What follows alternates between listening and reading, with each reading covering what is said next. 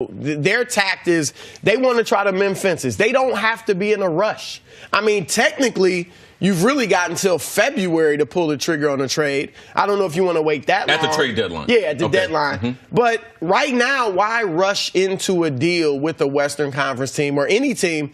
Try to mend the fences. Now, I'm told that's going to be virtually impossible to do. Mm-hmm. You know, Kawhi is ready to move on. The problem's not so much Greg Popovich. He still has great respect for Pop. But the front office, the way they handled him, the misdiagnosis. But beyond that, he felt like we were all on board together. You guys were in agreement with me going to New York. You sent your trainers out there to work out with me.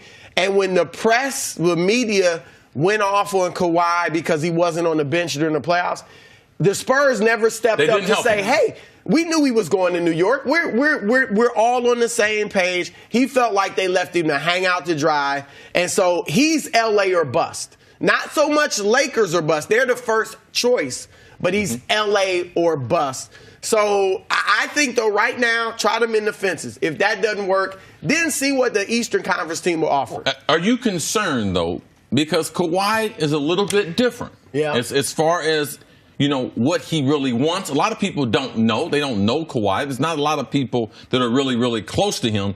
Do you think Kawhi can be talked back in to San Antonio? From what I'm being told, no. Okay. I'd say no. Which is amazing. But I would try if I'm them. Right? But it speaks to what has happened in that relationship, because that is a $70+ million decision. So the Spurs can offer him so much more money than everybody else, and they will. Like they will eat that supermax and give him the supermax. 5 years, $219 million. And that's a deal that if he doesn't take it this offseason, if he doesn't, let's say he just plays out the deal, right? Spurs. He has to re-qualify for it. Yep. He's no longer eligible for it after this offseason. Yeah, so there's a formula. There's certain things he has to accomplish. All-NBA or MVP, Defensive Player of the Year, something like that. Here's the thing if you're San Antonio and you can't mend it, and you do realize you are going to trade him. I do not care what conference I trade him to. Kawhi Leonard will be, if he's traded, the best player traded since Shaquille O'Neal was traded to the Miami Heat.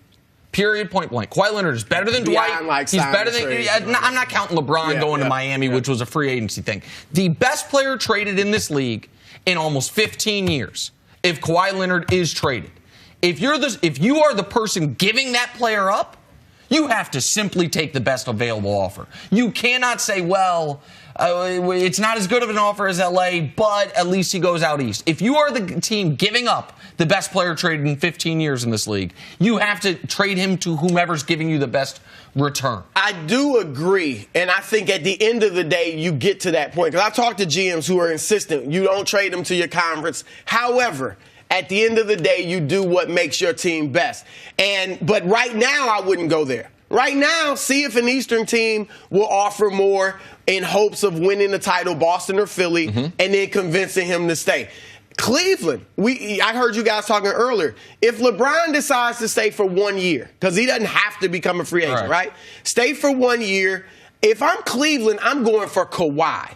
And that, I don't know that San Antonio wants Kevin Love because they got LaMarcus Aldridge, but I'd offer Kevin Love, Colin Sexton, and maybe you can do a three-way where a team that does want Kevin Love, so you get Kawhi and LeBron for 1 year and you go for it. You know both of them will probably leave, maybe even go to L.A. together in 2019. But those are options out there.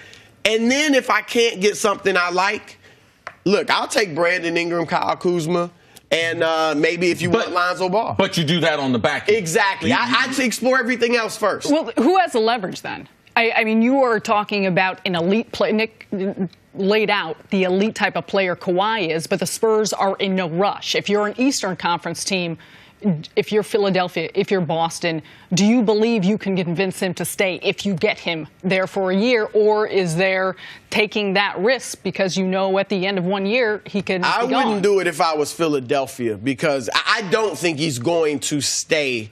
Now, if he wins a championship, that's hard to walk away from. But I think at wherever he is traded, if he's traded to the East, I think his plan will be when I'm a free agent in 2019, I'm walking. Now, here's the Spurs' one leverage is this. Let's say they don't trade Kawhi and LeBron and Paul George go to the Lakers, the Lakers cap room is used up. Now, the Clippers would have cap room next summer. They'll have plenty, so they'll be a player. But you could at least eliminate the Lakers from the scenario if you wait it out.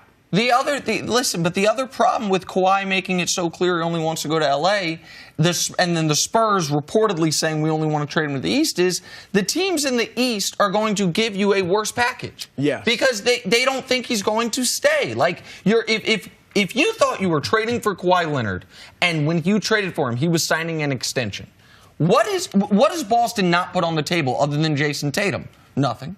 What does Philly not put on the table other than Simmons and Embiid? Nothing.